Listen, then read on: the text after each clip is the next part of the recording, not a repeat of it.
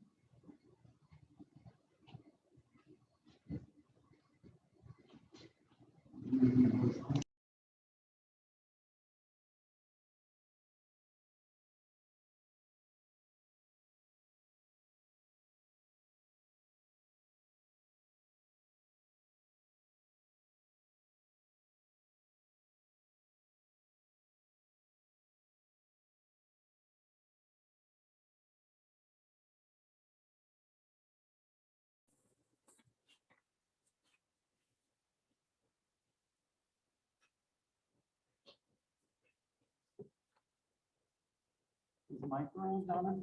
Is the Yeah, mic it is. on? Yes. On texting? Yes.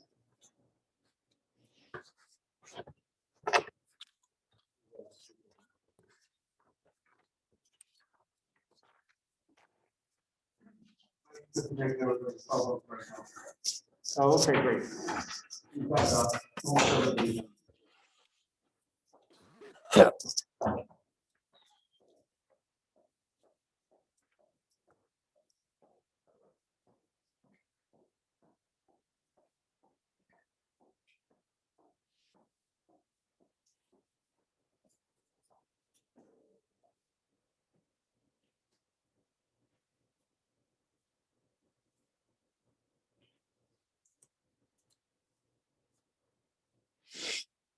God.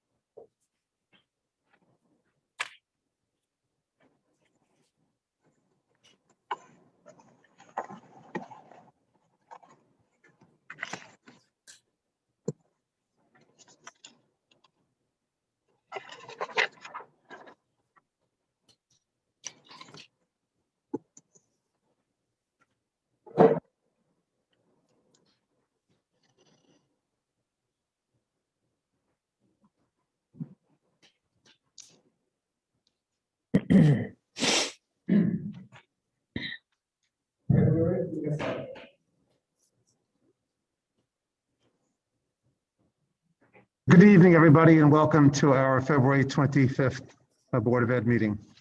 Jordan, can I have a motion to return back to our public session? So moved. Second. Motion a second. We are back from our public session. I'm sorry? My video is not on? Yeah, it is. No. Mine isn't. Nor is mine. Mike, I see you. Yeah, Jordan just came You on. can't see me. Yours No. shows that, it shows him that he's on, but it doesn't. Now you're on. Yes. Now I see you. Mine's fixed. Yep. Yeah, now you're on. Okay, we're good? Wait, Chris. You went Chris on isn't on. temporarily. There you go. You're on, Chris. Okay, could we rise for the Pledge of Allegiance? I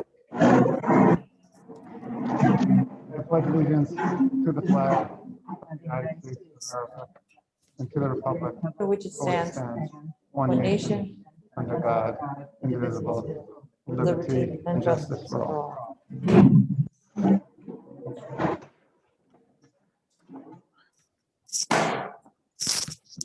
Good evening, everybody. We have two topics as part of the superintendent's report tonight. The first one is going to be a discussion about our curriculum and the alignment between the Berkeley Heights curriculum and the Mountainside curriculum. And then the second one is a combination demonstration about a data management tool that we'll be using going forward to help us provide a little bit more individualized achievement at both the student level and the cohort level, more of which you'll hear about in the superintendent's report. With that, can I have a motion to approve the February 4th minutes? So moved. Second. Second, all in favor? Aye. Aye. Those minutes are now part of our public record. Donna, correspondence. We had several pieces of correspondence related to both remote instruction and COVID testing. And then we had 3 new OPA requests.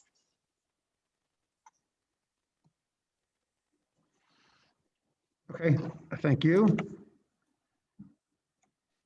All right, we are going to move to the report of our superintendent, of our student representatives. And let's just make sure we find Tomas and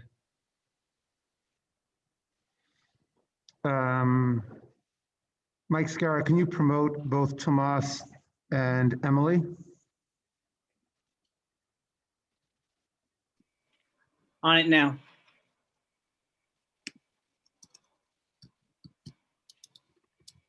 Hello. What is Tomas's last name, All sir? right, Emily, I see you. You should be able to unmute and turn on your video if you can. It should be on. I'm not sure if you can see. No, we can't see you. Emily, can you hear me? Yeah, I can.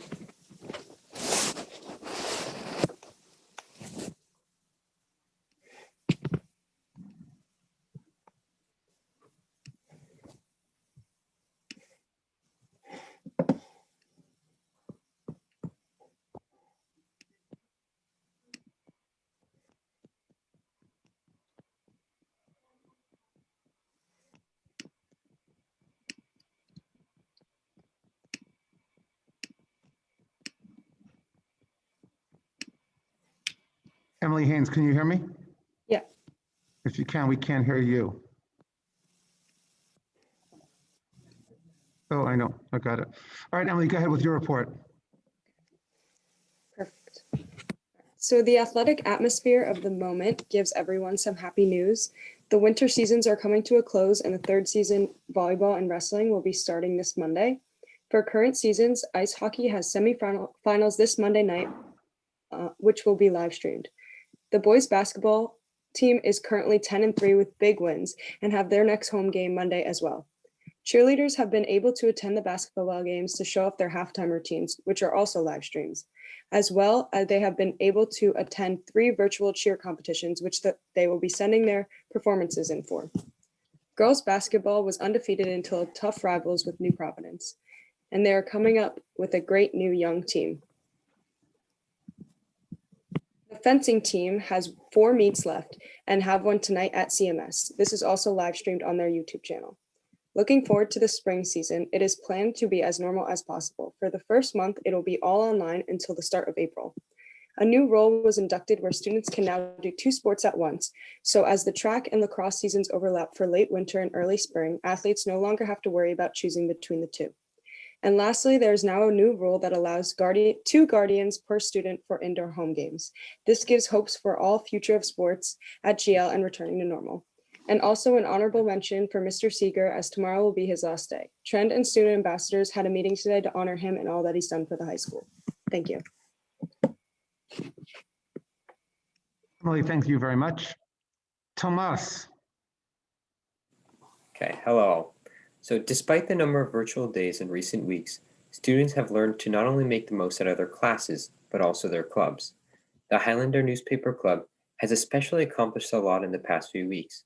Last week, the club had the discussion with Vanity Fair writer and journalist David Camp. In this fantastic opportunity for students, Camp shared personal anecdotes from his writing career and fielded questions from students. Later that week, the hard work of the club's writer was shown when numerous writers received awards from the Garden State Scholastic Press Association. Tonight, 2 staff members from the club are joining the New Jersey Student Journalist Forum to discuss student journalism and the new Voices bill that will help improve school press censorship. Other clubs too have been active, with both the Technology Students Association and Science Olympiad preparing for state-level competitions. The Understanding Asian Cultures Club held a meeting last week where they discussed Asian representation in GL's history curriculum. GL's newest club, Music Club, will be hosting its first meeting in the coming weeks. This club will discuss the cultural significance of music, explore the diversity of music, and observe a variety of music to expand their musical knowledge. Lastly, BH and GL Unfiltered held a meaningful discussion on Sunday where a panel of current and former students shared their experiences as minority students at GL. Although many had negative experiences, students worked to develop an action plan on the next steps the district should take to improve students' experiences at the school. The willingness of students to partake in events like these show the aligned goals of both the students and the board to bring forth a positive change in the school's culture.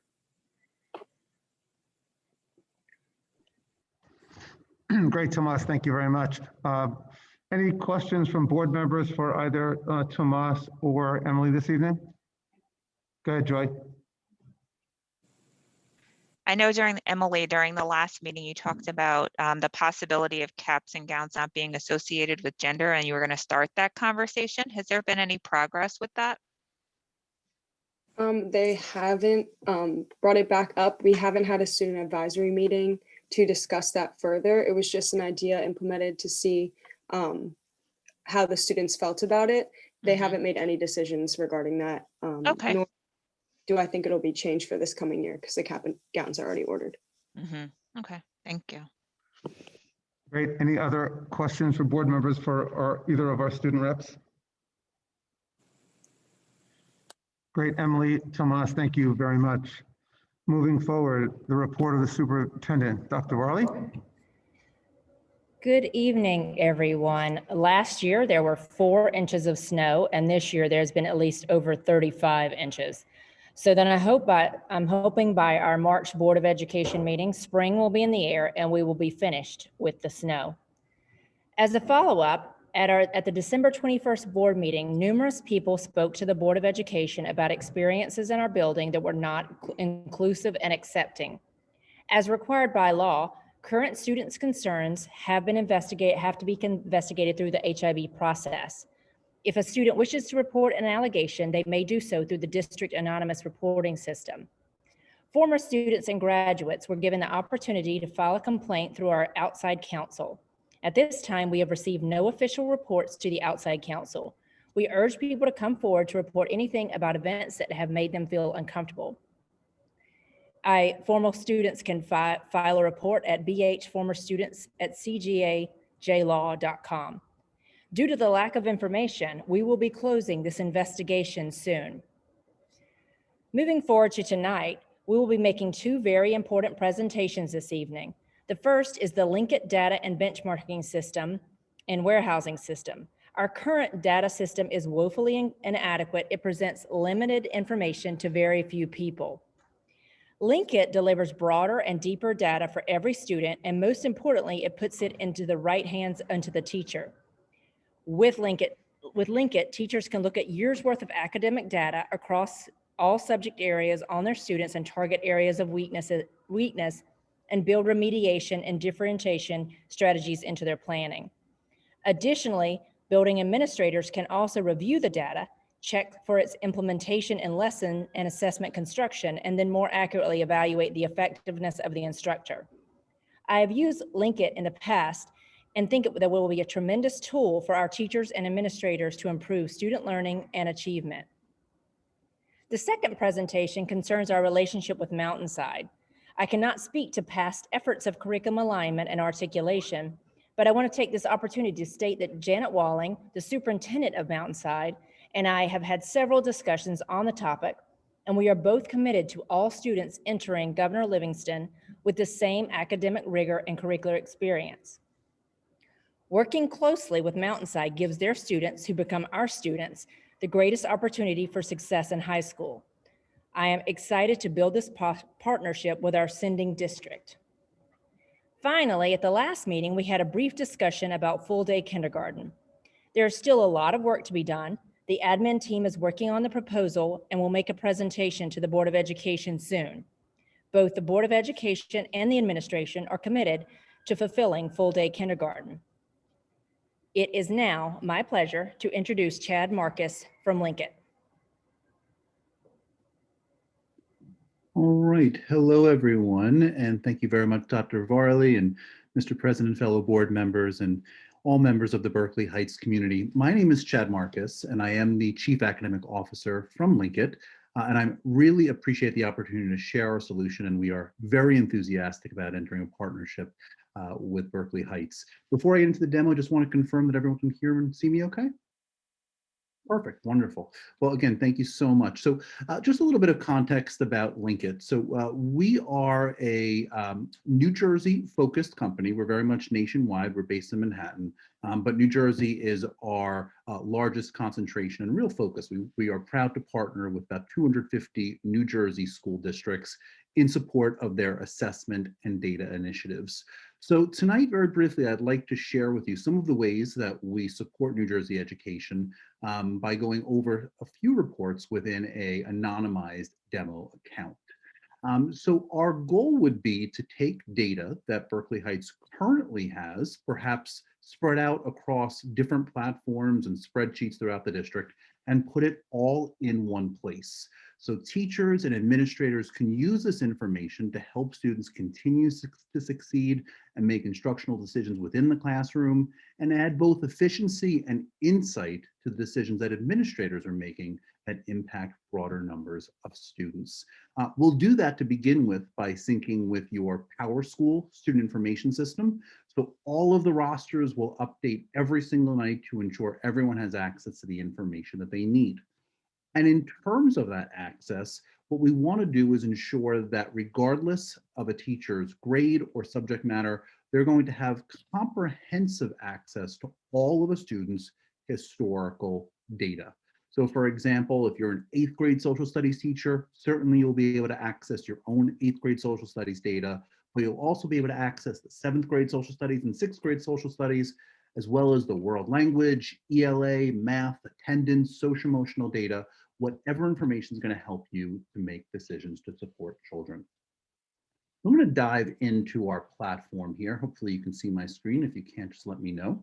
But across the top, just want to give you a broad spectrum of the different products and services that we do offer to support education.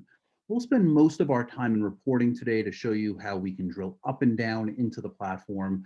But in terms of our intervention manager software, this is something to help tier students for individualized and personalized learning, determine eligibility based on transparent eligibility criteria for supplemental programs, and help schools roster to create very balanced classes. In addition, this is can you just hold on for a second? Mike Scarra, can you make sure that everybody on the Zoom can see his shared screen? Right now, we're not seeing it. I don't see it either. He has the ability to do so. So you just need to, oh, there we go. There we go.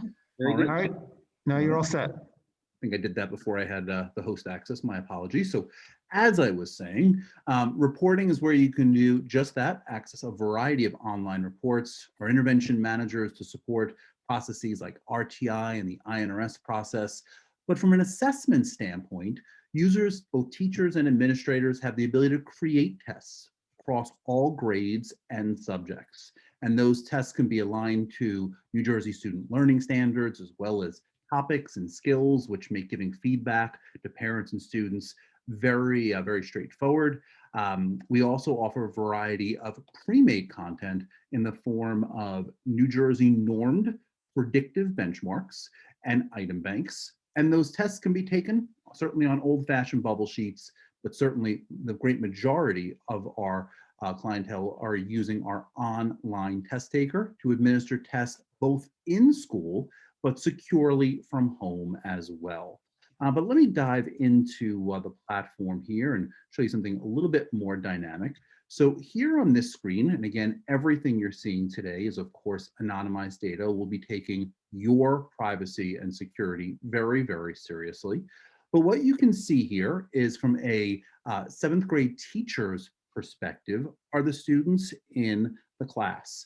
And what we have are various multiple measures going back from state assessments from 17-18 to 18-19. But in this case, I think the real decision-making power, and if you would play along with me here, think of this as the beginning of a school year. So this 7th grade teacher would be able to see where their new 7th grade students ended the year based on 6th grade standards. And you can certainly come in here and look at the individual standards that students receive instruction on and whether or not they mastered or are still at risk on certain standards, but also get a real clear understanding of their readiness to grapple with the new grade level standards that they'll be introduced with throughout the course of the year. And this can be expanded to introduce other data points and look for correlations between student performance and attendance and any other factor that's going to influence instructional decisions. So in addition to the accessibility and putting all this in one place, we also really want to connect this to actionable decision making. So to show that, again, I'm going to drill into another report here. This is one that is very popular for teachers, and I'll make this a little bit bigger for those of you who are viewing this on a smaller screen. But what a teacher is able to do is, and this again is one of our benchmark assessments, but if it's a world language teacher or a science teacher, certainly their reports would look just like this.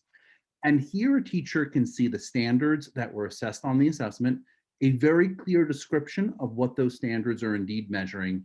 And we are big on reliable and valid data. So rather than assess each standard with a single question, we assess the standards consistently with at least 3 questions.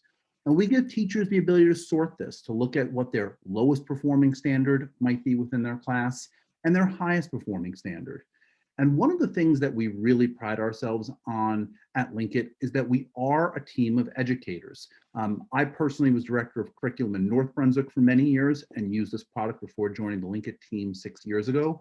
And all of the regional account managers, one will be assigned to Berkeley Heights, are also former New Jersey educators and administrators that have walked in similar shoes and really connect this data with processes to add fidelity to the way this information is used. But certainly beyond whole class instruction, we want to personalize learning. So when you click anywhere on the row here, you can see who those students are.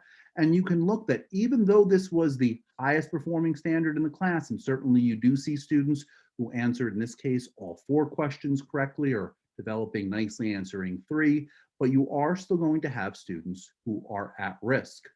But certainly even when you look at your lowest performing standards, where you would expect to see, unfortunately, quite a bit of red, you're going to see lots of proficiency. And these are students who can be great assets in the classroom and be models and explain their thinking to help their peers continue to grow. And one of the things that we are also really proud of is the ability to provide feedback that's meaningful for students and parents. So very intuitive skill-based statements and topic-based statements, but also being very transparent and providing access to question content. Because we know that in any time a teacher is administering an assessment, it's certainly an investment in time. And we want to maximize the return on that investment. So here you can see questions that perhaps you need to go over in a whole class format. But sorting this the other way, you can see more successful questions. But what's great is when you click on that, now you can see those students who are going to receive some additional support to go over the content, the learning standards, topics, and skills, but of course, efficient access to that content right within the screen. and of course, being able to see the passage that students had to read and interact with, as well as these guidance statements that help students understand why the correct answers are indeed correct, and if they did pick an incorrect answer, why perhaps that answer was incorrect, so they can learn from their mistakes. Outside of this report, just want to go ahead and share one more, if I may, from our online reporting platform. We also want to help teachers as they work collaboratively in their professional learning communities and department meetings to have discussions about student work.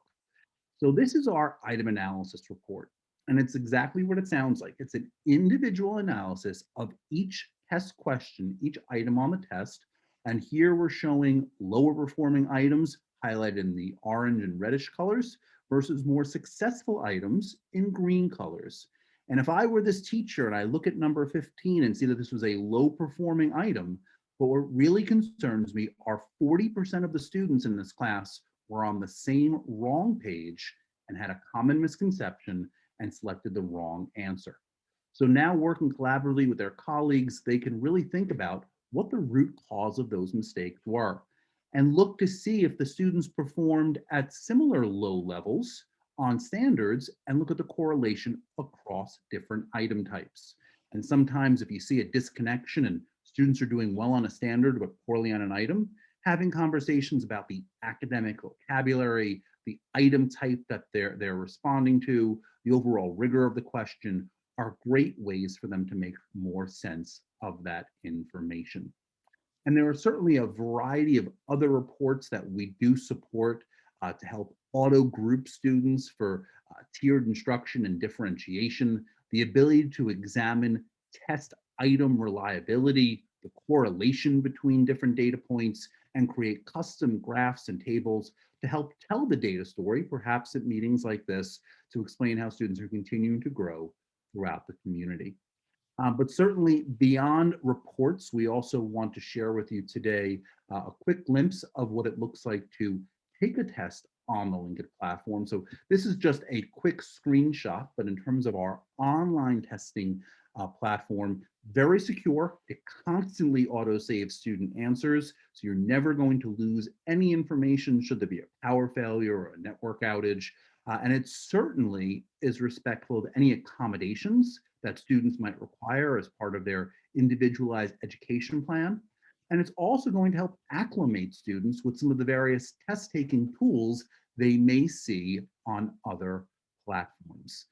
So this is just one example of our tests, but again, we offer the full ability to test across all grades, all subjects, with a diverse style of item types available for your students to interact with. And finally, as I begin to wrap up, and I certainly do appreciate everyone's time today, but I know there are other items on the agenda as well. I do just want to share there is another side of Linkit as well that is not software at all. We have a team of data analysts that create custom reports that we call navigator reports that build a narrative and context around the data for administrators and teachers to review collectively and collaborate and discuss student trends, setting goals, looking at data through different lenses of equity and instructional efficacy. So I'll just share a couple of examples here, and please know what you see here does indeed include Berkeley Heights on the report, but Berkeley Heights has not shared any data with us at this point. This is based on publicly released data that the Department of Education has made available for all school districts. So one of the reports that our analysts have created is a comparison between your school district and other districts of similar free and reduced lunch and historical DFG status, as well as overall Union County and the entire state of New Jersey.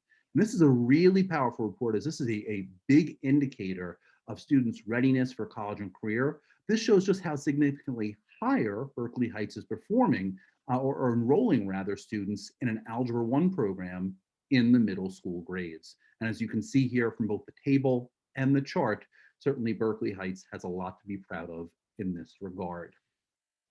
Additionally, we create other reports around your benchmark data that are predictive of NJSL outcomes, so you can start to continue to set goals, as well as all of your college and career readiness data. Now, again, this is demo data. This is not Berkeley Heights, but you can see here how we compare districts' AP exam participation and performance to district and statewide and national averages. And this is, again, just one of the many sample reports that we look forward to introducing to Berkeley Heights in the future. Outside of that, I did want to just mention that we have about 250 districts that we partner with throughout the state. But in terms of our partnerships within Union County, I thought it might be helpful to share some of the districts that we work with in your county. But again, we work with very large districts, very small districts, extremely high performing districts, and certainly those that are dealing with academic challenges as well. So at this point, I'm happy to respond to any and all questions you might ask, but again, very much appreciate the opportunity to share our solution with you here today. So I'm gonna stop sharing my screen and certainly welcome any questions. Chad, thank you very much for sharing both the demonstration and how what you do affects student achievement. Questions from the board for Chad? Mike, go ahead. A couple questions. One, will parents have access for their children's data, or is this only for teachers, administrators? It's a very good question. So as part of the core solution, you have the option to activate a student and or parent portal. And that is something that if you wish to share, activate that portal, you also have options in terms of what data would, it could be activated within the portal and how that data would be displayed. So certainly that is something, you know, especially again, that investment in time in assessment is something we want kids to have great ownership of the learning process and be able to set goals and track their goals so they can continue to grow. And certainly parents are very important stakeholders as well and want to provide districts with tools to keep them informed. And as a follow-up to that, does this take, and maybe this is more for the district, does it take the place of how the current report cards are generated, or it's still a separate system? How does that? It's a separate system. Okay. Great. Any questions, Jordan? Just a quick question, Chad. I like the piece about the sort of chronological student performance year over year. Do we have an ability to, when we start with students, to sort of load in historical, or basically when you start, you basically start from that point and go forward? No, I appreciate that question. So yes, we certainly want to be a data warehouse that looks longitudinally at student performance. So typically when a school district gets started with Linkit, they will load multiple years of historical data. So rule of thumb is we can load any and every data point you wish. The only rule that we have is that we would need to have a student ID, a numerical student ID that can be a state ID or a local ID from PowerSchool, so we can assure that the data is loaded into that database correctly. But certainly state scores, your PSATs, SATs, AP, attendance, report card grades, our goal is to put all of that information at your disposal so you can look at that data longitudinally, track those trends, set goals, and of course drill down not only in aggregate, but to the individual students so that can be used to impact the instruction they receive. Thank you. Great, thanks, Chad. Any other board members with questions? Joy?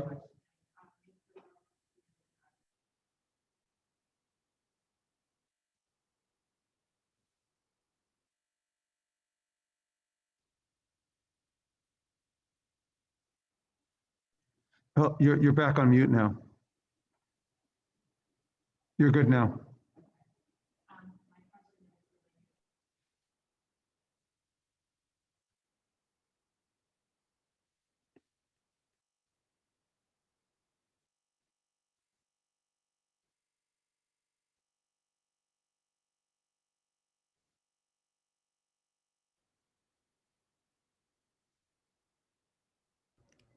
So generally, if it's NJSLA tests, or I guess if we still have NJ Ask data, it would all be rolled up through our information systems.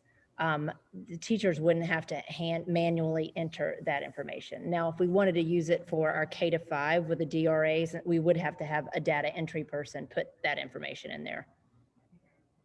My apologies, Ms. Young. I did not hear your question for whatever reason. I was unable to hear.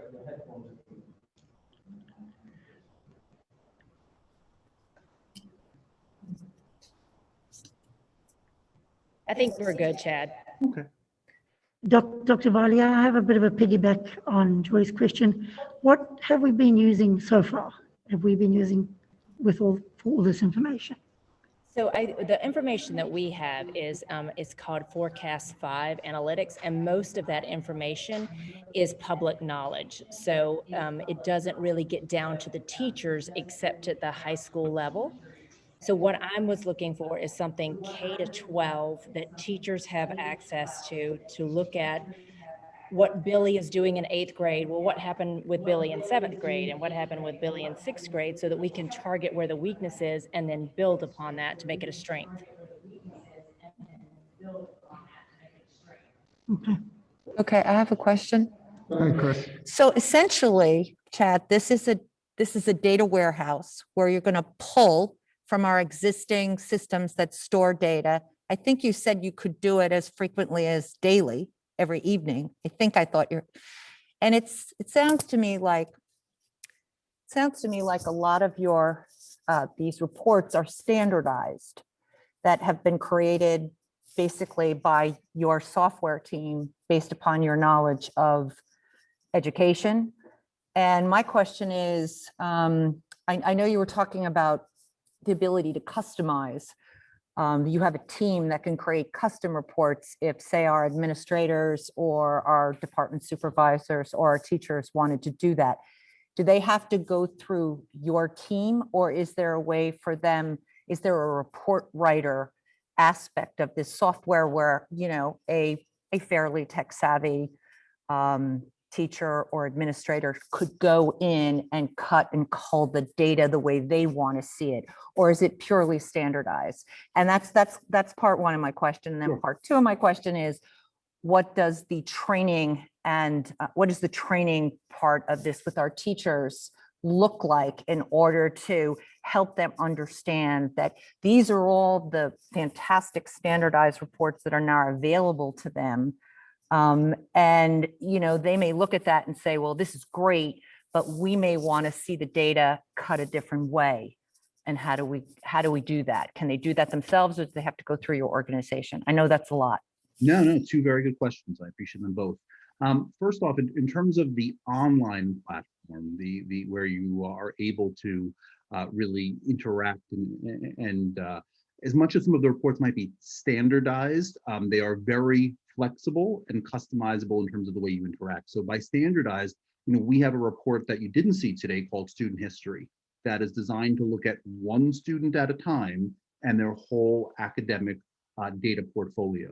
So as much as that might be standardized that it's one student at a time, you have the option to select which subject areas, which tests are included.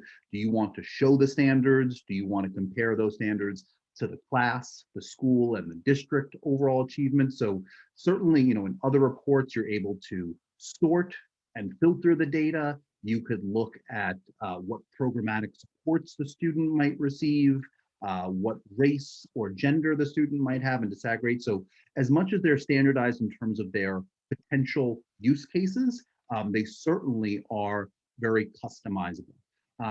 The custom reports that are offline, we call those navigator reports, they are customized because they can be responsive to perhaps district goals. So if you're doing some action research, or there's a board goal or a superintendent goal, we can provide metrics to show how students are progressing towards achieving that goal.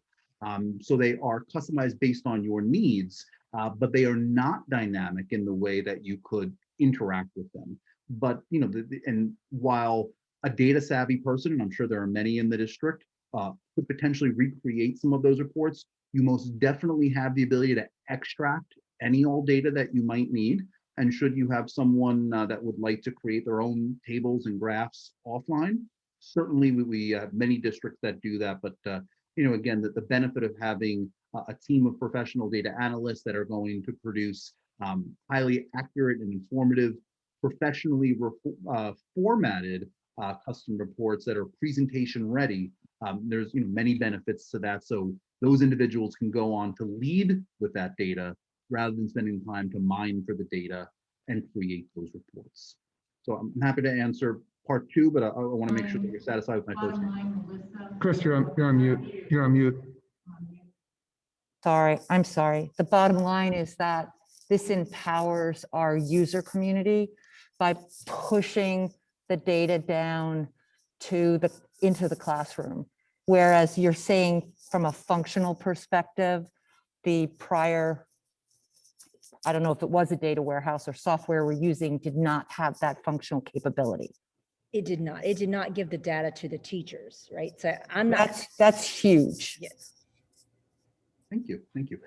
In terms of professional development, it's multidimensional. First and foremost, we look forward to having an on-site, in-person relationship when times are good. But as you can imagine right now, much of what we do is providing virtual support to our many partner districts. But that comes in many formats as well. We have print and video and what we call quick view animated shortcut videos for every aspect of the platform. But those tend to be technical in nature that explain what happens when you push the different buttons on the platform. And certainly people need to know that information. But beyond the technical training, and we find, and most users find the system quite intuitive, but beyond the technical training, we really want to create intent and purpose around how this data is informing instruction and leadership decisions. So we create a lot of resources that put the data into that context. And I'll give you just a few examples. The way that teachers would use the data at the beginning of the year is very different than how they would use it in the middle of the year versus the end of the year. So at the beginning of the year, we have protocols that will train your staff on to look at historical trends, to look at the data that came before them, and how that can be used to identify those students that may need opportunities for extra enrichment or certainly extra support, or even for those students who are making typical progress, where are their individual strengths and where are there still opportunities for them to grow. The middle of the year really tends to focus in on growth, not only looking at how scores improve, but looking at what specific aspects of your assessment strategy need to be customized to really impact some of the goals that you might have set in regards to that baseline data. So we're looking at growth, and we're looking at growth in the context to how other students in New Jersey grew that came from similar academic backgrounds, both on the overall test, but how they're growing based on their performance and mastery towards achieving mastery on the standards. So that's a big focus of growth in the middle of the year, as well as looking at their predicted outcomes based on our own New Jersey norms. One of the benefits of working with so many school districts in the state is that we can run correlations between assessments to show that what a score in September or December might mean about what that child's going to do on a test like NJSLA or other high stakes exams. And if we wanted to benchmark ourselves, say, against those other school districts, do we have the flexibility to choose what school districts we want to compare ourselves to? It depends on the data set. So one of the reports I shared earlier this evening was looking at publicly available data. So that's data that's made available by the Department of Education. They have the ability to share that data. We, on the other hand, would never share any of our partner districts' data, as we take Understood. security very seriously. That said, we do aggregate some of the data, and we can compare Berkeley Heights to other districts, just like you, from a socioeconomic standpoint. And socioeconomics tends to be one of the biggest predictors of academic outcomes. So that's one of the things we do in terms of helping districts set goals. We want to be able to allow them to compare themselves to other districts just like them. But just kind of going back to that last part of that question, at the end of the year, one of the things we look to support is articulation, both horizontal across a grade level, but also vertically, one grade higher and one grade lower based on that data. So the outcomes that you have this academic year could help to inform the instruction and support that students receive in the following year. you're able to continue to build upon those. Thank you. When is the district looking to implement the system? We are looking at starting it, probably data management over the summer and starting it in the fall. So for the new school year? Any other final questions for Chad? Chad, thank you very much. Thank you for joining us tonight. Thank you for demonstrating what sounds like a very powerful tool for us and for answering all of our questions. I'm sure we'll be in touch again. Thanks for joining us this evening. Thank you for the opportunity to share our solution. Have a great night. Great. Thank you. Next topic, Dr. Worley. Okay, we will, Mike, I sent you a list, Mr. Scarrow, I sent you a list of people to promote. If you can promote Janet Walling, Superintendent of Mountainside, Drew Ziobro, Mary Beth Kopaz, and Natalie Crisafulli. And then share the presentation whenever they get in here. Working on it. Thank you.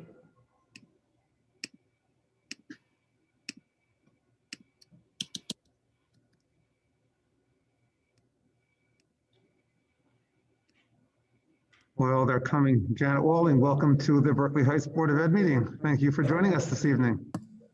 Thank you very much for having me. I'm very pleased to finally get to meet everyone and hoping for a time soon when we can actually do this all in person. We do the same.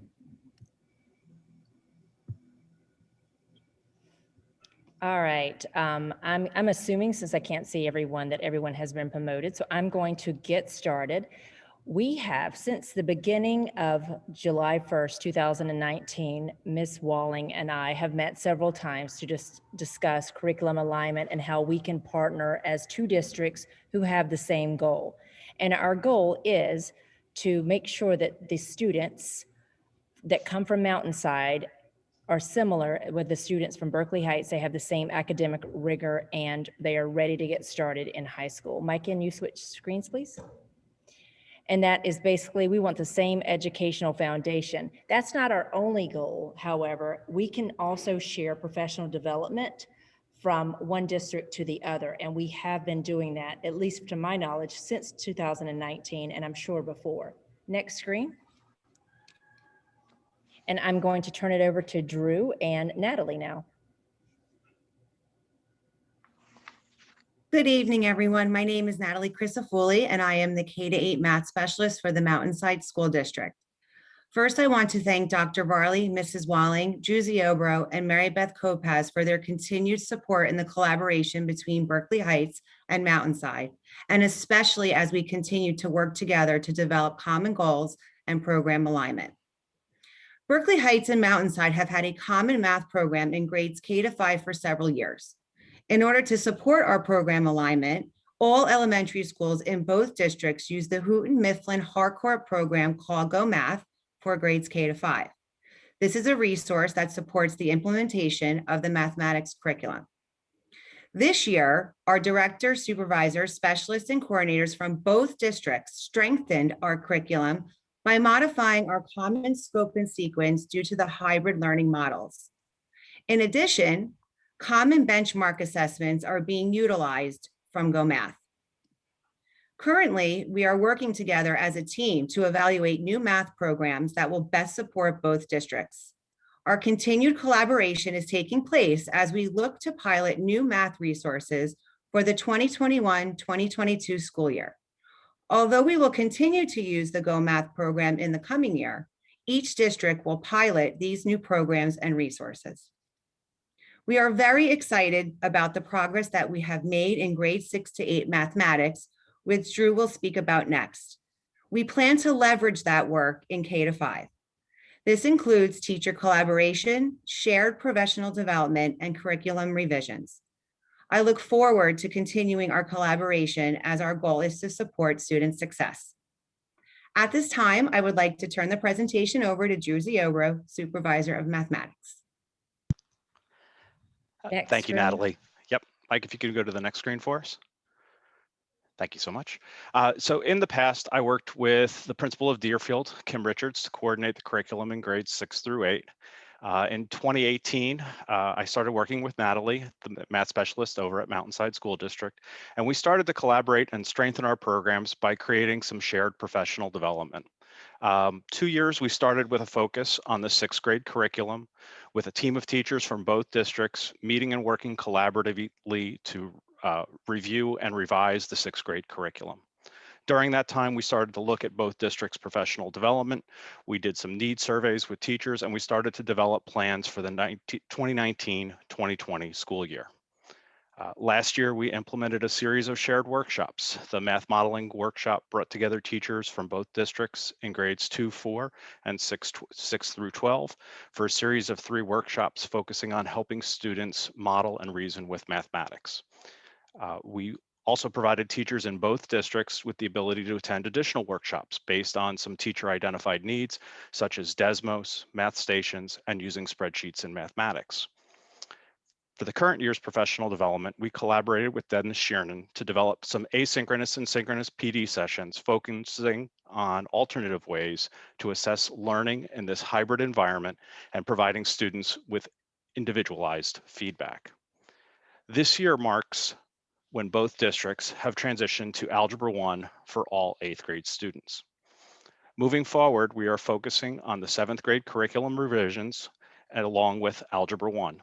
We are also continually assessing the success of students taking Algebra 1 in grade 8 and identifying any revisions in other grades to support student success. At this point, I would like to turn it over to Mary Beth Kopaz, our Director of Elementary Education, to talk about ELA. Thank you. Next slide, Mike. Thank you, Drew. Good evening, everyone. Thank you for allowing me to be here this evening. You've heard about our alignment in mathematics. I'm going to speak this evening about our alignment in English language arts. Our districts work together to ensure that all of the components in the English language arts program are aligned, and we implement what we call a balanced, structured literacy framework. That framework encompasses reading, writing, word study, and by word study, I mean phonemic awareness and phonics, spelling and vocabulary, grammar usage and mechanics, handwriting, and technology literacy. Also in common, we have our ELA scope and sequences. Both districts have a partnership with Columbia Teachers College for reading and writing workshop training. We have common benchmarks, including Fountas and Pinnell reading assessments, Teachers College reading and writing assessments, and DIBELS, which is also a reading assessment. We use the same intervention resource, which is called Fountas and Pinnell Level Literacy Intervention, the LLI program, and we hold articulation meetings across the grade levels to continue to plan out common units. Now I'd like to introduce Mrs. Walling, Superintendent of Mountainside, who will speak to us about social studies.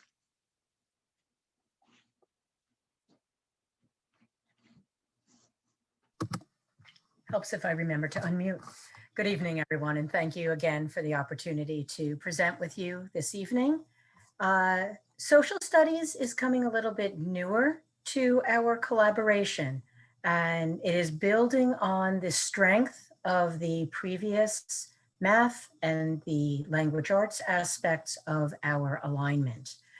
This year, we are working closely with Mrs. Kopaz, along with administrators and staff from Mountainside, in order to begin to align our K-5 social studies curriculum and units of study to the brand new New Jersey student learning standards that are going to be implemented over the next years. We are going to take a look at all of these aspects and figure out how to best update and change out items to help build our knowledge. In addition, we are both analyzing and piloting various programs for potential adoption in the future. Our middle school teams over the past few years, even prior to Dr. Varley and I coming on board, these teams have met over these years to discuss and align social studies programs, to look at the scope and sequencing, and again, to ensure that as our children enter 9th grade in Governor Livingston, they are receiving similar experiences and similar opportunities to bring them to the doors at the same spot. I will turn this back over to Dr. Varley for the next slide. So we also have been working together in science, mostly grades K to 5. All of our administrative teams have worked together from Mountainside and Berkeley Heights, working on common nonfiction units of study and making sure that topics are taught, such as animals, insects, weather, and space. We have the same instruction resources, Mystery Science, Brain Pop, and News ELA, as well as Scholastic News. And one important fact is that the curriculum writing teams are working together to write and plan together so that we're getting similar scientific instruction happening across both districts. In grades 6 to 8, similar activities happened, discussing scope and sequence and the curricular resources. And we worked with Deerfield to review their new STEM electives to ensure alignment. Next slide. We also have been collaborating together in the areas of special education. The Berkeley Heights Director of Special Services and Supervisor of Special Education continuously will collaborate with the Mountainside Supervisor of Special Education. We invite each other to both types of professional development in each district, and we participate in the IEP meetings for transitioning Mountainside students. Invitations to parent training opportunities occur throughout the year, and we are both invited across districts. And we make sure that we have dialogue about placement decisions for Mountainside High School students in out of district placements. Next slide. And now I will turn it over to Ms. Walling for the final slide. Okay, so as you guys can all see, and as we have already shared on our previous slides, we have a variety of aspects where we already have and where we will continue to collaborate and align our student experiences in order to provide similar exposure and similar opportunities to students from both Berkeley Heights as well as Mountainside. These include, but absolutely do not limit us to, our shared PD opportunities, and which we hope to expand upon beyond the math professional development that has already occurred as we go in the future. It includes our articulation opportunities with grade and subject level peers in both districts. In the past, we have also done classroom visitations. We had students, teachers from our preschool program visit your preschool program last year as an opportunity to see and build upon ideas. Again, the curricular and program alignment, which we already identified in the prior slides.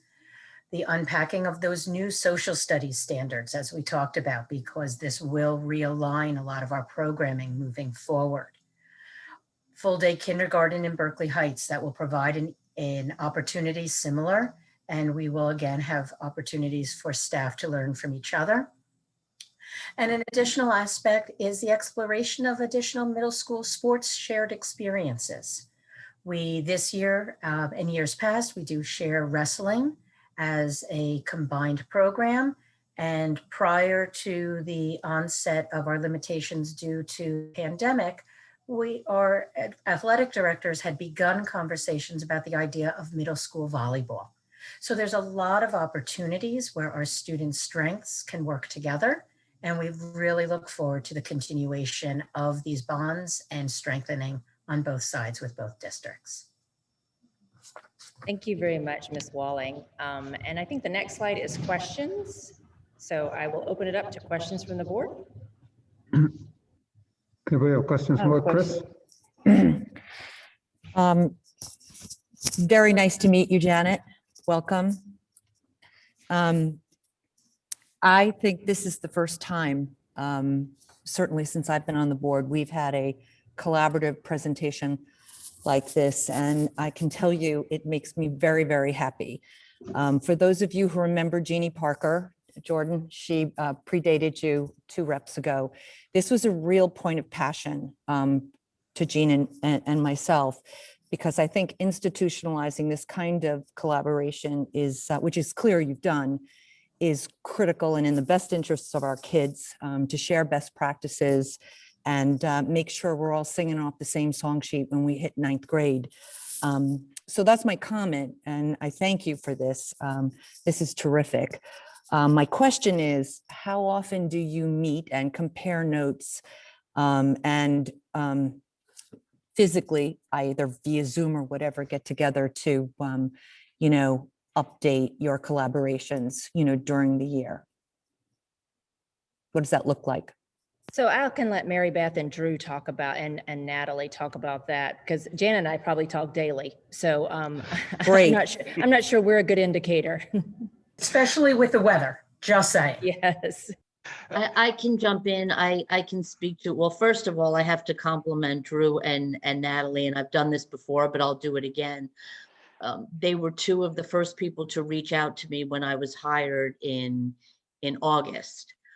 So they immediately wanted to start to collaborate with me, and I can't tell you how much I appreciated friendly faces and people wanting to reach out and work together. So so I wanted to give a shout out to them, certainly on in this venue, but also we meet quite regularly. The math group meets regularly. The social studies work is starting now. So we're starting to do the social studies work moving forward. It really depends on the subject area, how often we get to meet. I can also tell you not only Zoom, but we talk pretty regularly just via email as well. So it definitely is an ongoing collaboration. It continues to grow. And because my new position was fairly new, I think people are learning about me and learning that I'm part of that collaborative group as well. But it really is a wonderful environment to be in. And it's so nice to have people to bounce ideas off of, because it's very hard doing curriculum work in a silo. So to have other experts in similar areas and to have common goals and common visions for our students is really a wonderful experience. Thank you. I think this is terrific. Other questions from board members? Jordan? Hi, guys. I'll echo Chris's comments just to say that I've talked to Jeannie about this in the past, and it's I don't say it's long overdue, but it's I'm thrilled that it's happening now, and it's obviously it's great to see so many people part of the conversation and sort of moving from subject to subject. I had two quick questions. One, it looks like we grades K to 5 and then 6 to 8 are covered for each subject except ELA. I'm just wondering if it's there but not there. So if that's one question. And then I guess, as we look ahead a year, 2 years, 5 years, 10, what does success kind of look like? We just had a great presentation about metrics. So just curious how we're beyond anecdotally, which is evident already, how from a data perspective, we're going to see that we've made progress, at a 9th, 10th and forward level. So I can talk about ELA real quick from 6 through 8. We, Mountainside has been ahead of us on the Teachers College program, and they've been a partner school for years before we have. And I'm not sure Janet can answer how long they've been a partner school. So they're a partner school. Mountainside is a partner school K to 8. We right now are only a partner school K to 5. I do see us trending in the 6 through 8, but I wanted to start slow and start with K to 5 first before we went there. So that's the reason there's not 6 to 8 yet. There will be 6 to 8 eventually. And as far as data points, I think if we get to the point where each kid from Mountainside and Berkeley Heights enter at the same, at least near the same level. If you have 300 children in a grade level, no one's going to end up all on the same level, but within a range of being at the same level of rigor and educational foundation to come into Governor Livingston. That's my idea of success, to make sure that we're all on the same page. Other questions from board members? Mike? I do also want to echo Chris and Jordan's comment. This is great to see this collaboration. Two questions also. One, do you see this whether either via Zoom or in person once we get past this pandemic, bringing this down to the student level, 8th grade, 7th grade, some sort of interactions on that? And the other question is, if possible, in 30 seconds or less, what is this new standards in social studies? What's that coming down the pike? I'll let them talk about the standards in social studies. I know we have talked about having the 8th graders from Mountainside get together with the 8th graders from Berkeley Heights and kind of a picnic outdoor fun activity. But we've been in the middle of a pandemic right now, so we're not going to do that right at this moment.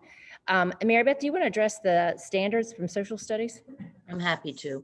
In June of this summer, 2021, the New Jersey Department of Education put out new standards, adopted new social studies standards for K-12. So we presently in the fall started to unpack those standards. I can tell you that I'm part of a consortium with other social studies supervisors, directors in the state, where we're actually unpacking the standards and really mapping out scope and sequences in social studies. And then the next step is to find resources to write curriculum that is aligned with the standards, and then to find resources to support the instruction. So it really is a 3-step process. The state put out the standards, we unpack the standards and write curriculum with those standards. We map them out, we put scope and sequences. And part of the reason for that is because the standards are written in bands. So for example, the standards will say by the end of grade 2. So we have to map out what's taught in kindergarten, what's taught in first, what's taught in second. Then it'll say by the end of grade 5. So we have to map out what's taught in third and fourth and fifth and so on. So once we map out those standards, we write curriculum to align with the standards. And then the last step is to find resources to support the instruction. So you said this, so the standards came out last year and has to be implemented by this fall. In this summer, they were adopted in this summer. So we have to get them written into the curriculum this year, this school year. And just to add a little bit at the 6-12 level, some of the things that, for example, integrating the civics, we've been working on that, and that's part of us being ahead of what was coming out and doing those things at the 6-12 level. There's not a lot of dramatic changes. A lot of it is just some adjustments to where some things fall. It's not a major curriculum revision, but the civics is one of the things that was born out of that. Thank you. Other questions from board members? Let me just wrap up with my thoughts. This has been a long time coming. We have talked in and around this subject for quite some time. When you look at the slides, you say, oh, well, they're aligned on this, they're aligned on that, they're working together on this and that. And your first takeaway might be is like, well, what else is there to do? Why aren't they doing that? Well, the reality is we weren't like that. So I really want to thank Janet and Melissa for their leadership. Both of them stepped into their roles, in a relatively short amount of time. Both of them have been here a short amount of time. This was a priority for both boards, communicated to both superintendents, and both those superintendents engaged their teams. You see Mary Beth and Natalie and Drew and others, but there are other people behind the scenes. As you heard tonight, there are some subjects that we're tackling now, starting with math. Others are coming up in the future. And this can only be good for our district, good for our students, good for our educators, good for our administrators. It's just good all across the board. So Janet, to you and your team, a heartfelt thank you for this. It continues just to be another way that we partner in our relationship, which is great. And Melissa, thank you, of course, to you and to our team to partner that. We will come back, I'm sure, and revisit this at some time in the future to hear all the other good progress that both teams are making. And again, I think our students are the ones to benefit the most from this. So again, thanks to the whole team. Thank you very much. And I also just, as to share, in our March board meeting, the Berkeley Heights team will be joining me to share this presentation with the Mountainside board as well. And I know Mr. Reinstein, just as you guys were looking forward to it, our board and our community is as well. So it's really nice to be able to share how far we've come prior to both Dr. Varley and I coming on and where we've come to very quickly over the past year and a half. So thank you. Great, Janet, thank you very much. Dr. Rowley, does that conclude your report for tonight? That concludes the superintendent's report. Great, thank you. Moving on, are there any board members with liaison reports for tonight? Angela, go ahead. Okay. I have a report from the GL Diversity Committee. The GL Diversity Committee, with the generous support of the Berkeley Arts Education Foundation, held a literary circle book discussion on Trevor Noah's autobiography, Born a Crime, on February the 24th. Over 58 students, staff, community members, and members of the Berkeley Heights Diversity Council participated in the event. After a brief video on the history of apartheid, people were split into breakout rooms to discuss the book. Student leaders directed discussion into the breakout rooms. After the breakout rooms, the entire group came together and people shared the most impactful things that their groups discussed. It was clear that everybody enjoyed the book very much and learned a tremendous amount about apartheid and drew great parallels between South African apartheid and the current state of American race relations. After the discussion, participants could stay to watch a short video of Trevor Noah interviewing his maternal grandmother. It was a really great event and brought together so many parts of the community to discuss an interesting book and important topic. I was unfortunately unable to attend the literary lunch myself due to a conflict, which was particularly disappointing for me because although I was born in the United Kingdom, I actually grew up in South Africa during the apartheid era and lived there from the ages of 3 to 24 before I immigrated back to the UK. So I would have loved to have been part of the discussion and brought my experiences to the conversation. I am, however, reading the book. So that's it, and that concludes my report. Thank you very much. Are there other liaison reports? Robert? Yes. Can everyone hear me? Yes. Go ahead. Okay, a couple of things. Recently, the committee met for the Governor's Educator of the Year Award. I read a lot of great letters. I think everyone should be proud, and I have a feeling you're going to be seeing some of them before too long. Legal liaison, as I think Emily Haynes alluded to in her student report, there's been a recent executive order by the governor stating that up to 2 parents or guardians per athlete under the age of 21 will be able to attend indoor or outdoor youth sports practices and competitions. No other spectators are permitted, and even with parents or guardians, indoor youth sporting events may never exceed 35% capacity or 150 people. All spectators must follow Department of Health Sports Activities guidelines, including mask requirements, social distancing, and staying home when sick.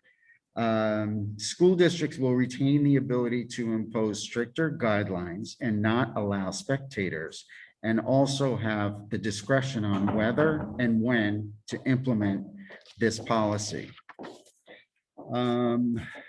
Interesting, another thing from Trenton. On February 19th, Governor Murphy announced that New Jersey was applying to the federal government for a waiver that would allow the state to cancel administration of statewide achievement tests this year. 3 days later, the federal education department, however, issued a letter to all state education departments stating that while it will grant some leniency in collecting data, quote, we're not inviting blanket waivers of assessments. So it's a little bit up in the air in terms of clarity, but the letter went further to say that the Federal Department of Education encourages states to consider administering a shorter version of statewide assessments, offering remote administration and extending the testing window to the greatest extent practicable. Lastly, I attended the Township's Environmental Commission meeting last week. There are no issues directly on point for Berkeley Heights Board of Education. Thank you. Robert, thank you. Chris? Chris, you're on mute. I'm sorry. Just a quick update on the budget. We had a finance committee meeting on February 9th, and we are getting there. As you know, it's a multi-month process. I think Donna starts this in the late fall, and we've had several meetings identifying key initiatives for the 21-22 school year and reviewing the individual departmental budgets. We have another meeting coming up in another week or so, and then we will finalize the preliminary budget, which will be presented to you all on March 18th at that meeting. And we will endeavor to get you those materials in advance. And if you have any questions, you can reach out to me, my committee, Mike and Doug, and who else is on? And Angela. And we can answer any questions in advance of the March 18th meeting, or you can ask them, at that meeting. But we should be ready. I think we're in good shape. Great, thank you, Chris. Are there any other liaison reports for tonight?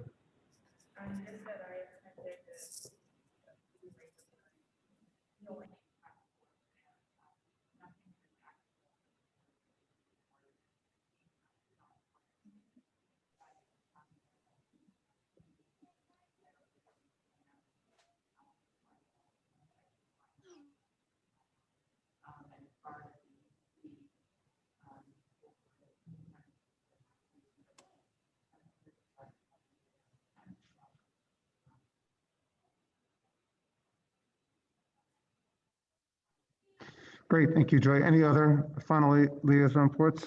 No. All right, moving on. Facilities report, Donna.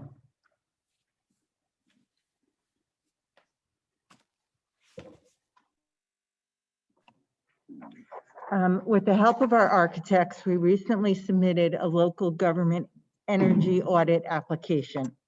The purpose of the audit is to have a third party analyze our current HVA equipment and our energy operations, and then to recommend energy improvements that can be made. They will also recommend possible funding opportunities for these projects. The information that we submitted as part of the application included utility bills, usage summaries, building square footage. The next step is to have a physical audit of our buildings. It is anticipated that this audit will be conducted in the next several months. Once the audit is completed and the engineers have reviewed our utility usage and current equipment, they will make recommendations for improvements. So more to come as we move through this process. Any questions for Donna on the facilities? Donna, with this program, do we have to outlay the money and then we are reimbursed, or is the state funding it directly? There are several ways to do it, and they will discuss different opportunities. There are ones that are direct installs where there is no outlay of funding, but then there are others where we can outlay the money and then we'll get reimbursed. A lot of it comes from savings that are generated in other areas. So they'll put all of that together and give us some options. Okay, any help you need with that? I'm very familiar with the program. Good, thanks, Mike. Great, thank you, Donna.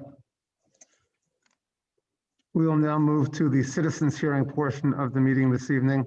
To be recognized, please ensure that your first and last name are listed on your device and use the raise your hand functionality. I will unmute you, which allows you to come off mute and address the board. If you have more than one question, please ask them all at the beginning. The board recognizes students and staff members' right of privacy and therefore encourages all members of the public to address their concerns regarding individual students and or staff members by meeting privately with the appropriate administrative staff. When addressing the board in a public forum, members of the public should refrain from identifying any student and or staff member by name and are solely responsible for their comments, which could be considered defamatory or slanderous according to the laws in New Jersey. Each resident will have 3 minutes to speak.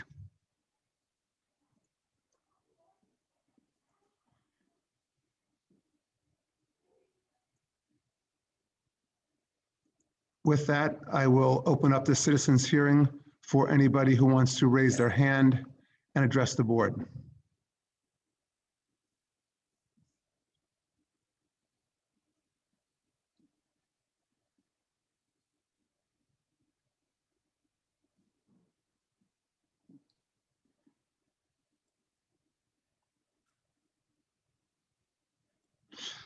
I see Sai Bagarvi. Sai, you can unmute.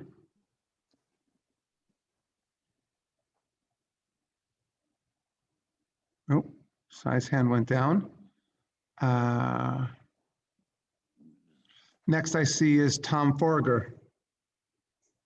Thank you, Mr. President. Tom, good evening. Welcome.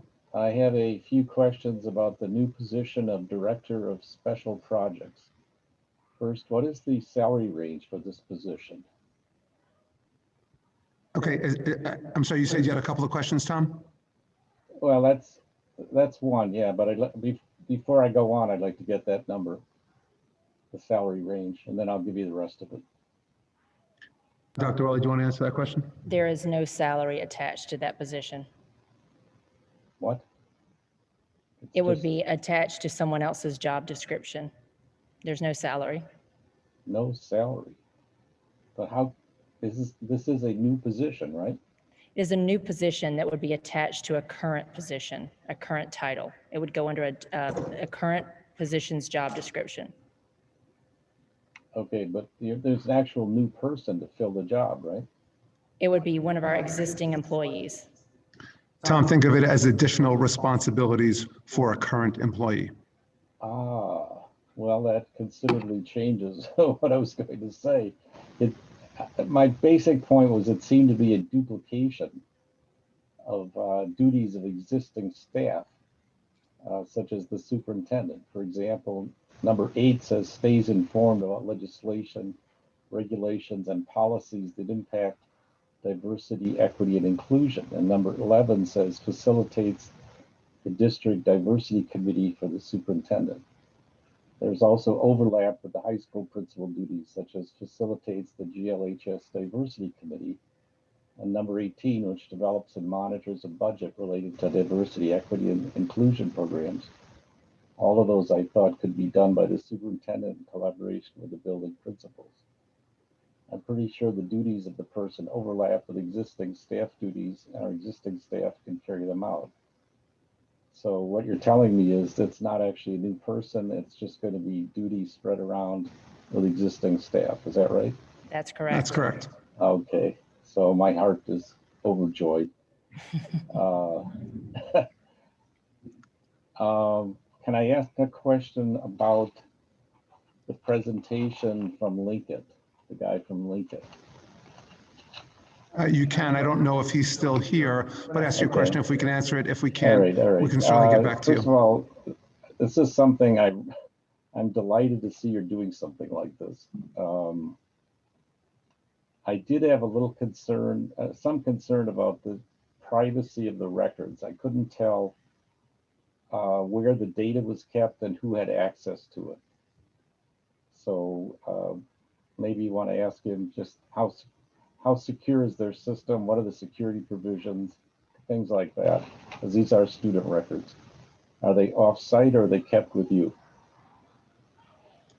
We will make sure that, obviously we're just in the beginning stages. As we enter into the implementation of that, we have a lot of questions to work through, and privacy and where this is secured, how it's backed up, will all be things that we will consider. So thanks for your comments on that. Thank you. Thank you. All right. Thank you, That's Tom. all I had. Great. Thank you. Sai, I see you back now. Oops. Sai, you there?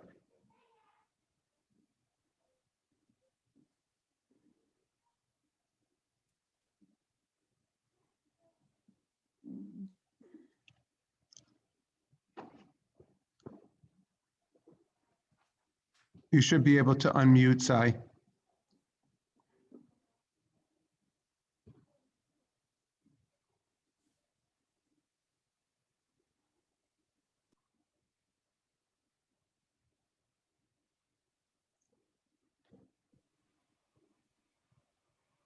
The microphone is listed as not muted, but I can't hear anything, and saying that I did unmute in the chat. Sai, do you want to put your question in the chat?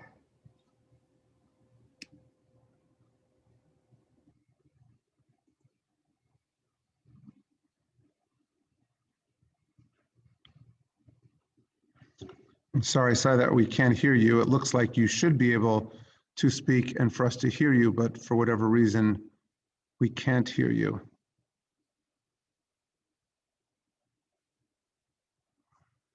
I don't see anybody else with their hand raised. Otherwise, I would come back to Sai in a second.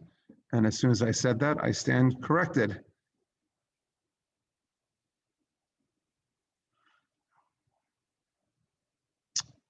Michael LeBlanc. Michael, good evening.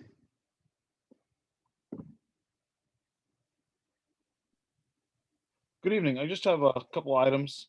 First, the question is how much has been spent on the investigation so far regarding the accusations made a couple months ago regarding harassment and issues and all that. Just the second question is on staff vaccination. How has the staff, both teachers, administrators, and all Berkeley Heights staff been progressing with the vaccination for COVID? And then the final question is, how is the planning for September beginning to unfold? What are the district's plans for September? To do a full day, half day, in-person, fully, remote, hybrid, something? Because parents need to start making plans now for that particular event for September.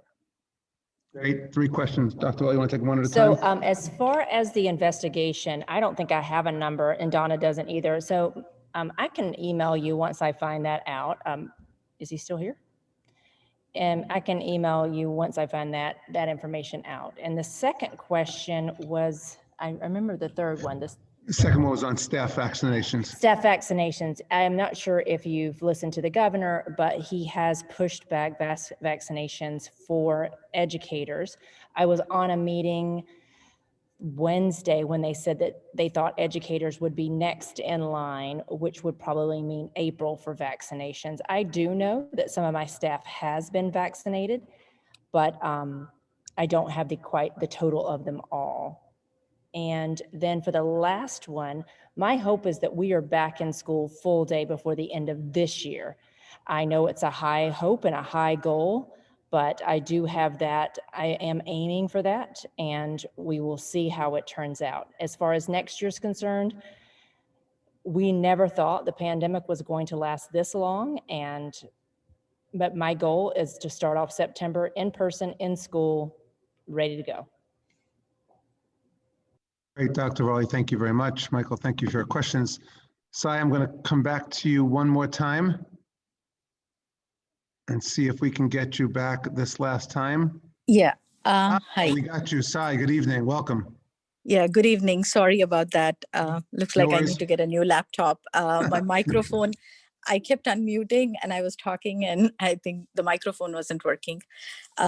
So a quick question on I was looking, I think I wrote to Donna, was on the school website, I couldn't find a complete budget for the current year. So I did request it from her and she was gracious enough to send it to me. But can we upload the complete budget instead of the user-friendly budget on our website?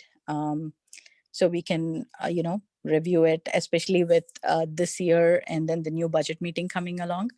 The second question was on the meeting agendas. I realized that previously I was able to see the meeting agendas on the website, but nowadays I think Donna's response was when you post the meeting minutes for a BoE meeting that has been conducted, you remove the agendas. So any particular reason? Is there any way that you could keep the meeting agendas on there? Because most of the time, more than the meetings, I would like to see what was on the agenda for a particular meeting. And our town council does that. So they have both the minutes and the agendas along for a meeting. So it would be more helpful for residents is what I think. Okay, so for the first one, so you're saying you have access to the user-friendly budget, but you want on our website to see this. I'm not sure what your question is. So there is the user-friendly budget already available. You want something different? No, the user-friendly budget is like a PDF, 10 pages of it. Yeah, but I was wondering, but the actual budget has all the details and it's, I think, it's over 100 pages or close to 100 pages. So I was wondering if you could upload that because I'd like to look into that and see. fine. I get, like to get advice about that. Okay, so Sai, we'll look at that. As far as the meeting agendas go, so Donna, so if I were to look back, go in the past, you're saying that after the minutes are posted, you take down the actual agenda? Agendas. So only the meeting only the meeting with the minutes is on the website, but not the agenda anymore? Right, we went back at least 5 years and we haven't, this has been our practice since 2014, is once the minutes go up, we take the agenda down. Okay. I just have a question for you, Sai. What is in the agenda? And I've read the minutes many, many times. The minutes typically reflect each of the agenda items, if it was a vote or not. What is in the agenda that you don't see in the minutes when you go back and look back? so sometimes, so for example, this today's meeting, we have attachments and I think like a couple of additional attachments, which are not there in the meeting minutes. So I think as a general practice, usually it's easier for a resident to follow. So if somebody is going and reading the minutes, for them to understand, okay, this was on the agenda and this is how the people voted, or this was the discussion item. I just feel that leaving the agendas on tells us, like, it's easier to tie the minutes to the agenda. And most of the time, I'm like, even in the township council website, if I've missed a meeting, it's easier to follow through an agenda than the minutes. If at all I'm interested in what happened on that particular ordinance or a vote, that's when I would go to the minutes. Otherwise, I think I just want to understand the reason behind pulling off the agendas for the previous meetings. Okay, we'll look into it. I mean, the directional answer to that is the minutes have more details than the agendas do. So the agenda is already listed as a subset of the meeting. So that's been our reasoning all along, is that the agenda, of course, just has the outline. Once the minutes are there, it reflects the vote, the discussion, whatever it was. So our thinking was the more detailed one was there and the agenda wasn't needed. But let us look at it, and from that perspective that you shared, and we'll get back to you. Okay, thank you. Thanks Great. a lot. Thank you. I don't see anybody else's hand raised. I'll pause for a couple of seconds just to make sure before closing the citizens hearing.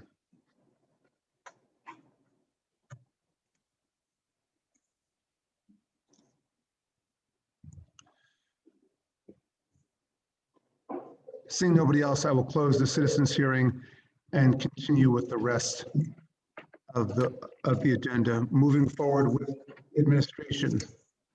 Yes, I'll move items A through F.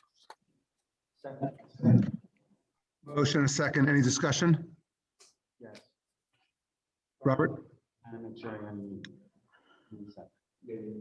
Okay.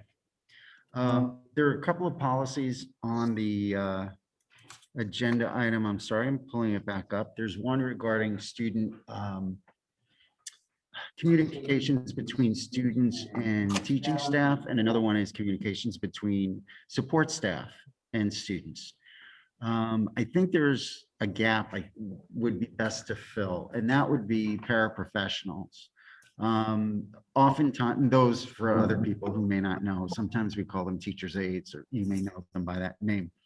Oftentimes there'll be a one-on-one aide in particular, or individual aide, most likely supporting special ed, where the communication is very important between that aide and the student. However, that would not be permitted because it's not addressed in these policies under any parameters. The two different policies, the teacher has some scope and some discretion, educational matters, to obviously communicate by electronic mail with students. The support staff really are strictly prohibited unless the superintendent issues permission in writing. So I don't think either one of them fit for individual aides, teachers' aides, or paraprofessionals. And I think we should add that to the pool or pot of permissions that teaching staff have. So I would add the word paraprofessionals there. All right, Dr. Varley, you go with that?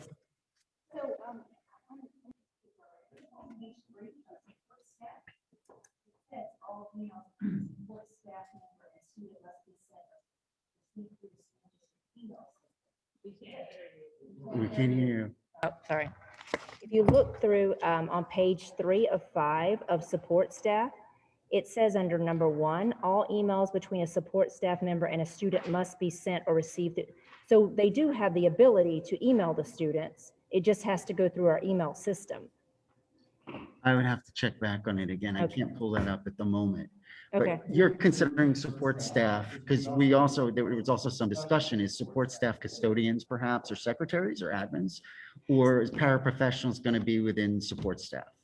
It could be, support staff wouldn't be custodians, or it would be paraprofessional secretaries. It would be school psychologists, anyone who's not a teacher.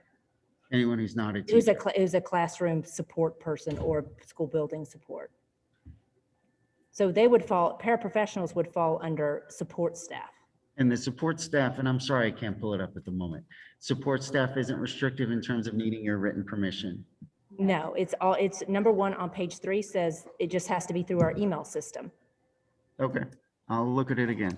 Okay. Thank you. You're welcome. Roll. Yes. Mrs. Young?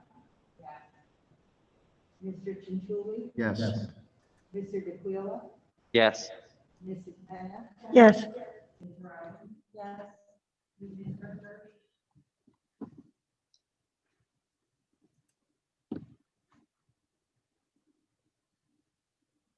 Mrs. Kirsch?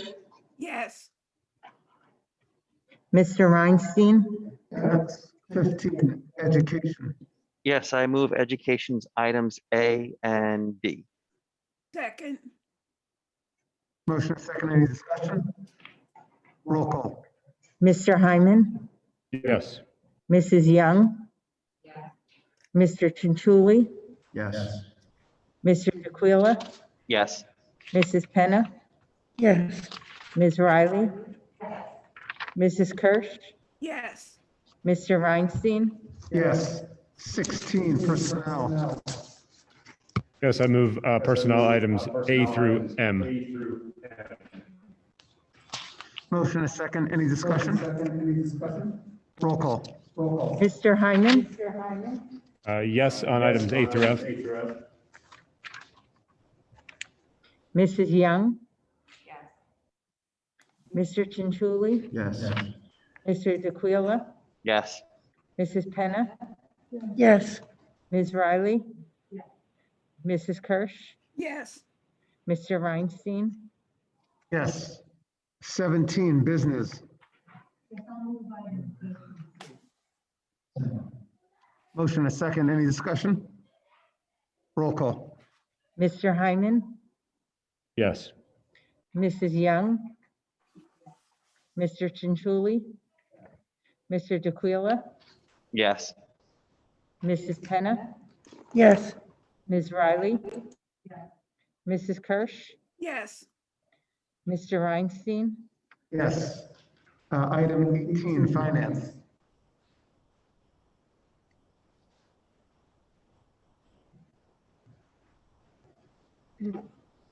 Everybody do the bills? No bills. No bills? No. No bills. Angela, why don't you move? Okay, finance, I move items A through C. Second. Motion a second. Any discussion? Roll call. Mr. Hyman? Yes to item A. Mrs. Young? Mr. Chinchuli? Yes. Mr. DeQuila? Yes. Mrs. Penna? Yes. Ms. Riley? Mrs. Kirsch? Yes. Mr. Reinstein? Yes. Is there any other business to come before the board this evening? Yeah, I have a question, Doug. Mike? So this question to Dr. Varley or whomever you think might best answer is, so I've been seeing a lot of articles, including into our own Tap Into, about the Road Forward initiative, about numerous grants that are available in the state due to the COVID and relief funding that's available. Are we making active applications, going after, what are we doing on to try and get any of this money available? So I think I'm going to turn that over to Donna for the ESE SER grant.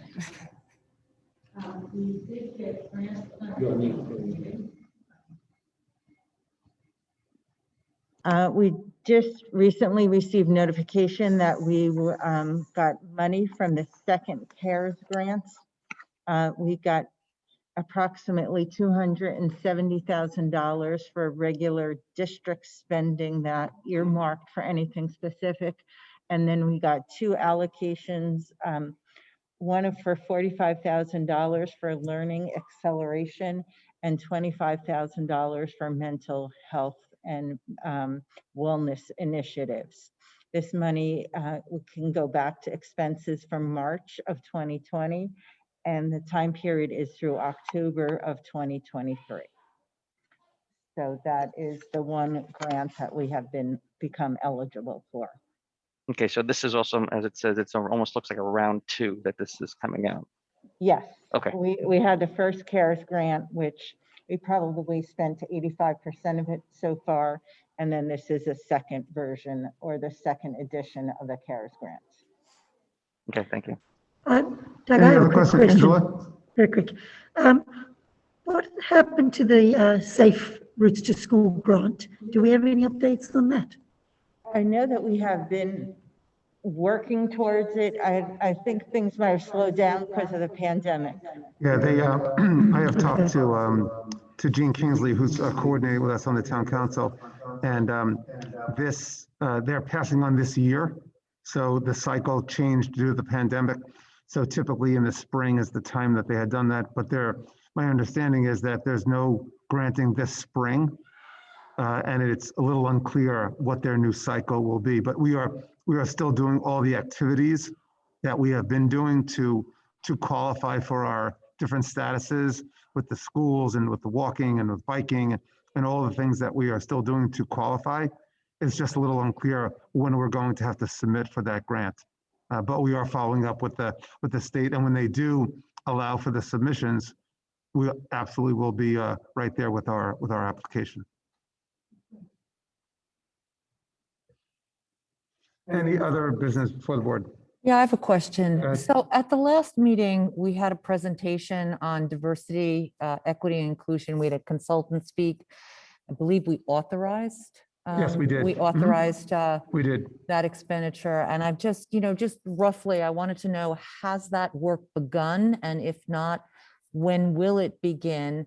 And just for people listening who weren't on that call, it was really bringing in someone from the outside to assist us with creating a DEI strategic plan and creating a task force for key initiatives going forward. So I'm just curious as to when that work will begin, and just very roughly, Dr. Varley, when do you think we'll be in a position where we can actually create this task force and kind of get them started? Okay, so we, at the end of last week, or maybe the beginning of this week, it's already end of last week, we sent out the invitations. We had over 60 people volunteer to be on the task force, which we know is great turnout, but you can't have 60 people on a task force.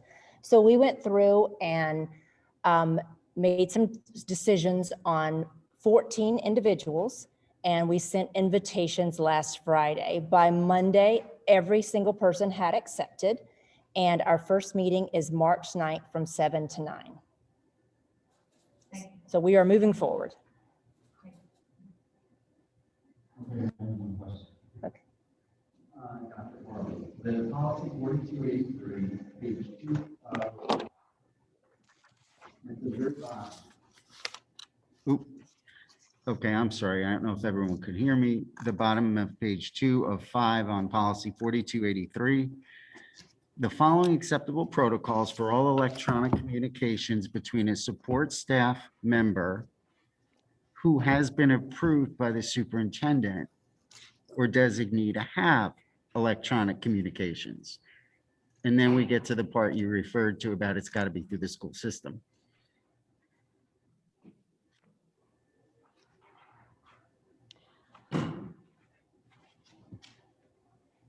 I don't see where you're saying by the superintendent. Okay. I see on page 2, it says the following acceptable protocols for all electronic communications. That's teaching staff. Hold on. Is it possible? No. This, 4283, okay. the following. Who have been approved by the superintendent. Superintendent. So that means every paraprofessional has been approved by me to have an email account. All of our paraprofessionals have an email account already. So they have been approved to have that already. So you're saying to have electronic communications, you mean authorized to have an email account? Yes. Not actual communications? Absolutely, absolutely. Is there a way, maybe I can work with Donna as policy liaison and we can, I think that's great. I'm not sure it's that clear. That refers to email account clearly? It sounds like you're authorizing them to communicate. Okay. Okay. Okay, just for clarity. Any other comments, questions from the board? Seeing none, I will take a motion to adjourn. So moved. We are adjourned. We are back here in 2 weeks for our next meeting on March 4th. Thank you for attending. Have a good rest of the night. Thank you. Thank you. Good night. Bye-bye.